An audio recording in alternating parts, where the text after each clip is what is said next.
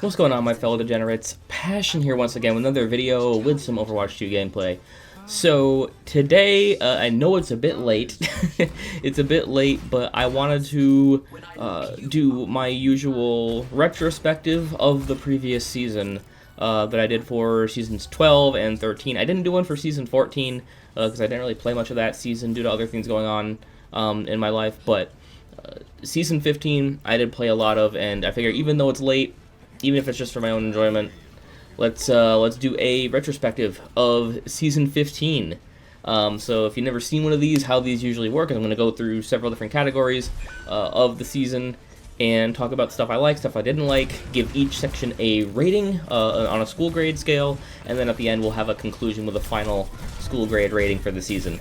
So with all that being said, let's jump into our first category, which is theming. So this season was called Honor and Glory, which is kind of a pretty vague title that doesn't really indicate any kind of theme in particular, so I suppose that's kind of better than the straight-up mismatch that we got in Season 12. Since the Battle Pass was mostly themed to, like, Chinese mythology, maybe if you kind of squint at it a certain kind of way, you can maybe make some kind of connection there to the title of the season. So I suppose the theming wasn't terrible. It was just serviceable. I'm gonna give the theming a rating of a B. Moving on to the Battle Pass. So while I don't feel like this Battle Pass was necessarily better than Season 14's, it was at least on par with Season 14. There weren't really any bad skins to be had whatsoever. The closest one to being bad was the Mei skin, but over time that one kind of has grown on me, especially the way her weapon looks in that skin. In first person, I think it looks great. And so my other favorites from the Battle Pass this season included Rainy Day Kiriko, Toxic Venture, and of course Beyond REYSHA. To me, the only real downside to this season's Battle Pass was a lot of the souvenirs and weapons charms, because most of them were based on things kind of from Chinese culture that really had no significance to me, so I couldn't really determine how cool it was to have them in the game, and they all kind of seemed just like random shit to me, so I'm sure if I knew the significance of these items, they would probably hold some more emotional weight to them being weapon charms and souvenirs in the game. But to me, it was just a bunch of random stuff that it just looked weird to me. So that was one of the kind of downsides with that. I also think there were a couple of name cards in there as well that were a little bit lame. Well, some of them were pretty good, but I think there were a couple in there that were just meh, not that great. However, I will say the introduction of legendary loot boxes into the Battle Pass, that definitely made up for some of the dud rewards that we got in the Battle Pass. Now, I don't exactly remember what I pulled from those legendary loot boxes, but to have a guaranteed legendary pull in each of them was really nice. I just wish they would kind of offer more loot boxes in general in the Battle Pass, like even if they aren't legendary ones. I think that it'd be more welcome to see more of these loot boxes in there. And while the Mythic Zenyatta skin was a passable Mythic skin, as time has gone on, I find myself kind of liking it less and less. It's not like as cool as I think it could be. I think that to be honest, I think the best versions of it are probably either the Gilded or the Iridescent aspects. That Iridescent obviously coming in Season 16 here. But I have never been able to afford any of the aspects for any of the Mythic skins because I spend all my Mythic Prisms getting the Mythic skins. So I don't really have any extra left over to get these aspects. So for now, it's just kind of it's kind of a lame skin. I particularly did like Widowmaker's mythic weapon that got introduced in mid-season, though. That one is super, super sick. I think it's great. I think it fits Widow's personality and character really, really well. I don't have it currently, but I do still want to buy it someday. It's one of the mythic weapons that I'm kind of holding out for.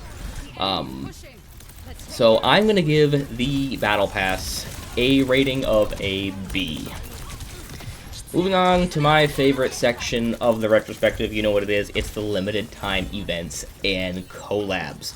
So, of course, we can't talk about Season 15 collabs without talking about the highly anticipated return of the best collab partner the game has ever had. Of course, I'm talking about the K-pop sensation, LE SSERAFIM. So, not only did we get the return of the original LE SSERAFIM bundle in the shop, not only did we get a new recolor set of those original LE SSERAFIM skins, but we also got a completely new set of skins for Ashe, Diva, Alari, Juno, and Mercy that were just as good, if not better, than the original collab set back in 2023. It was so cool also to have the menu music be one of the songs off the band's new EP called Hot. But also to have all of the new skins that came in the new bundle feature a dance emote for their single Crazy, which right around the same time as this bundle kind of came out, that dance that they came up with for Crazy was actually kind of sweeping TikTok as like a viral dance trend at the time. So it felt incredibly timely, and it was super, super cool. As a LE SSERAFIM fan who got introduced to this band through Overwatch, this was just a treat. I absolutely loved this second round of LE SSERAFIM collabs. I don't know if they're going to do another one again. If they do, I will more than happily welcome it, because like LE SSERAFIM is still the GOAT of Overwatch collabs. Speaking of GOATs, there was also a return to the 2018 GOATs meta in Overwatch Classic, but in all honesty, after having kind of been burnt out from the original launch patch version of Overwatch Classic they released back in November, I haven't really played much of Classic. I only started playing it for the rewards again in Season 16 for their October 2020 patch, and even then it's really not been my favorite way to play. There's nothing objectively wrong with it, but to me, I just prefer today's Overwatch rather than looking back to the past. It can be a fun mode sometimes, and I do hope they kind of still keep it around even after Season 16, maybe perhaps rotating out patches every season like they have been doing. So maybe eventually we go back to like the original launch patch, and then back to the Moth meta, and back to GOATs, and then back to 2020. You know, so like we can, or even other metas that you know we haven't thought of yet. You know, I don't want to see Overwatch Classic just go away. I want to see them still keep it as a permanent addition to the game, even if they do kind of rotate out the patches every season. But to me, it'll really always be nothing more than a time waster when I'm kind of just bored of the main game. So next, we got a new take on their April Fool's mode called Totally Normal Watch. Obviously, the trademark googly eyes returned with this mode, and Heroes also had funny new ultimate call-out voice lines, in addition to some wacky new twists on each Heroes kit. I think like the highlight of Totally Normal Watch for a lot of people was the fact that Hanzo could ride Orisa, because there's an interaction that Hanzo has with Orisa where he mentions, where Orisa says, "Oh, you wish to ride me into battle?" and Hanzo's like, "Oh, what a preposterous thought." So they took that voice line and kind of expanded on it for the Totally Normal Watch, which was wicked funny. But much like Overwatch Classic, though, the novelty of this mode kind of wore off pretty quickly for me. It was fun for a couple hours, and then I didn't really care to do it again after that. However, I will say that the Dev Doodle sprays that you get as rewards for this game mode and some of the previous April Fool's game modes are hands down some of the best sprays in the game, hands down. And while I haven't got all of them, you can bet that now that I know that these are rewards for April Fools, I'm going to be hunting them now religiously, because these Dev Doodle sprays are just fantastic. Some of the best sprays in the game. Also, we got the Perked Up event, which allowed us to have the opportunity to get up to 100 loot boxes over the season. And while I did love this Perked Up event, it was great to be constantly opening loot boxes, I do feel like it kind of spoiled me a bit now, because now I feel like the amount of loot boxes that we get in Season 16 is a bit too small. So yeah, it got a little bit spoiled there with the loot boxes in Season 15. It's also worth a mention that while I didn't get to partake in this as I live in the US, players in China who have never been allowed to play Overwatch 2 until this season got access to the Return to China special event, which allowed them to unlock Battle Pass skins from Season 1 all the way up through Season 9. Obviously, Blizzard has had some issues with their distributor in China prior to the release of Overwatch 2 that kind of forced them to entirely pull out of that country and not do business there and stop providing service. That was overturned sometime late last year, and Blizzard was finally allowed to do business in China again, but obviously, you know, because Overwatch 2 had come out during this period where they were not allowed to operate in that country, a lot of these Chinese players missed out on a lot of stuff in Overwatch 2.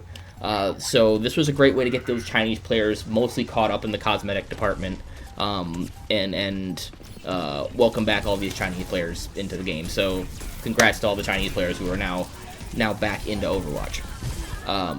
So for the entirety of the limited time events and collabs, considering that there really wasn't any particularly bad events, there was a drive as well, but I didn't even partake in the drive this season. So with all that, I'm going to give the limited time events and collabs a rating of A. Moving on to a section that's going to get really exciting to talk about with this season, new and reworked heroes, because technically there wasn't any one specific hero reworked this season, because technically they all were reworked this season with the introduction of perks. And perks have been a really fun change to the very core mechanics of the game. And I know I've gone over how they work in other videos, but essentially, when you pick a hero, you start at level 1, which is their base kit, and it stands as it stands kind of within the patch notes of that current patch, right? It's just the base hero kit. And then as you get kills, deal damage, heal your team, all of that, you know, the typical stuff that you would do to build alt charge and build your on fire meter, you rank up to level 2. And at level 2, you get to select one of 2 minor perks that will alter your abilities, your damage, maybe your healing, in a bit more of a minor kind of way, where it's still kind of noticeable, but it's a less significant change to the hero. And then if you keep on playing that hero, doing all these things, you'll eventually reach level 3, where you get to pick one of 2 major perks. And these major perks will give you all new abilities, like reworked ultimates, do a lot more heavily impactful things in the match. I've already talked about like perks in depth on the spotlight video, and you know, me trying them in the practice range on that video. So if you want to go learn more about perks, you can go there. But so also, once you pick a perk, you can't unequip it for the rest of the match. So you'll need to choose carefully. And swapping to a new hero will reset you on that new hero back to level 1.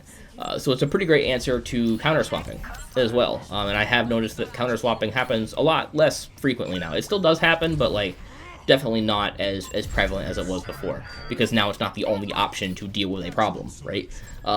So while some perks are obviously better than others, and there's perks that people just haven't been choosing, and they've been reworking them throughout Season 15 and even into Season 16. They've been like fixing some perks here and there and changing them and stuff, because some perks are better than others. They've been fixing it to be more balanced as well over time. I do feel like the perks have made the game so much more enjoyable to play. It feels like a true evolution of Overwatch. So for the new and reworked heroes, I gotta give it a rating of an A. Moving on to meta shifts and balance changes. So due to perks being introduced, and it really being such a wild shakeup to the game, it's really hard to say how the meta really shifted this season, because everybody was just trying to like wrap their head around this new concept of perks. So there really wasn't any like particularly dominant heroes right off the bat that I can remember.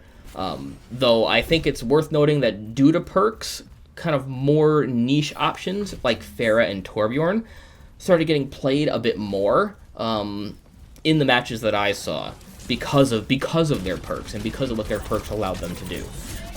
So while they were sometimes annoying to play against with these new perks, much like what happened with Sombra's rework in Season 13, I am able to at least appreciate these picks a bit more simply due to their increased viability in the match with these perks. So for the meta shifts and balance changes, I'm going to give it a rating of a B. Moving on to map updates. So there wasn't really any map reworks this season or any new maps to speak of. Again, most of the spotlight kind of went to perks in this season. That was kind of their main focus. However, it's worth noting that Clash as a game mode was completely removed from the competitive queue due to many complaints that it was very difficult to strategize on and felt like a more casual game mode than competitive. So I do feel like this was a fair change, because a lot of the complaints that I heard from people were, you know, they just didn't like playing on Clash in competitive, and they still haven't nailed down how to make that mode really, really truly competitive quite yet. So I feel like it was a fair change to just yank it out of competitive and keep it strictly to quick play for the time being. So for the map updates, I'm going to give that a rating of a C. Moving on to quality of life improvements. So I sound like a broken record, but since most of the season's focus went to perks, as I said, there wasn't a whole lot of quality of life changes to speak of, but I feel like I can use this opportunity to bring up loot boxes again, as I do feel like they are something that will help with the overall life of the game, the overall quality of the game experience. And Blizzard could have absolutely just restricted these to the base in-game cosmetics and called it a day. Just kind of to ride the hype and good press about loot boxes coming back for like a week until people realized how lame it was and gave up on the whole thing. But the fact that they also included previous season shop skins, previously unobtainable items from Overwatch 1, event exclusives, and even collab skins shows a true commitment to rewarding the player base that has stuck by them through all their troubles over these past couple of years. And the different rarities of loot boxes, also super great. It's really a major incentive to kind of grind out some of the challenges when an epic loot box or two epic loot boxes are kind of on the line for that. And I know they've been offering them as Twitch drops as well, which is a great incentive to go support streamers. So I think that's been great. And while I certainly do understand their decision to not make them purchasable, as Star Wars Battlefront 2 kind of fucked that up for the entire industry, it is a shame that I don't have the opportunity to at least earn more of the loot boxes more consistently. Like I said, like there wouldn't be much stopping me from playing this game apart from work, eating, and sleeping if I had the chance to unlock more loot boxes even after the Battle Pass was done. Which I hope they look at in the future. And actually, I did make a video about this fairly recently. If you want to go check out that, it's the my video on the potential rework of the Battle Pass 2.0, that I did recently on my channel. So to go check that out if you're interested to hear more of my thoughts on that. It's also worth noting that that ranked hero portraits returned for competitive play this season in Season 15. So you can now show your rank in any video clip or on stream as you do your competitive matches, and you can see your rank at a glance. So not super useful for me because I don't play much competitive, but I am glad that it's there. So for the quality of life changes, mostly held up by the absolute godsend that is the loot boxes, I'm going to give the quality of life changes a rating of an A. And moving on to one of our last segments here, which is the monetization and store items. So apart from the collab skins, I personally didn't like a lot of the shop content in Season 15. None of the Chinese mythology bundles kind of intrigued me, and the only other stuff that did intrigue me was the Rainy Day set, which you mostly got through Twitch drops. And there were some skins like Toxic Bastion, Toxic Doomfist, and Toxic Winston. Doomfist came with the Ultimate Battle Pass, which I got, so I got that. And Winston ended up becoming available through Game Pass in Season 16, so I didn't need to buy that. And personally, I didn't care enough to purchase Bastion. So overall, kind of a dud for the shop in terms of store items. I'm gonna give the monetization store items a rating of a D. So, in conclusion, I am gonna interfere with a bit with the actual mathematical answer to what this season should be rated, because I feel like the season as a whole was better than the mathematical score would lead you to believe. The lowest ratings kind of dragged the overall score down too much for me to feel confident about rating it that low. So yeah, I feel like it's just not fair for the score to be dragged down so much by one or two things that weren't the greatest, when everything else pretty much was. So for me, much of Season 15 was really invigorating, brought much needed new life into the game again for me, and was a super fun season to play overall. I'm giving Season 15 Honor and Glory a rating of a B+. But that's gonna do it for me here today. Remember, guys, if you liked the video, leave a like. If you didn't, leave a dislike. Subscribe if you haven't already. And as always, I'm Passion, and I'll see you in the next one. Peace. Yeah. Turn me on a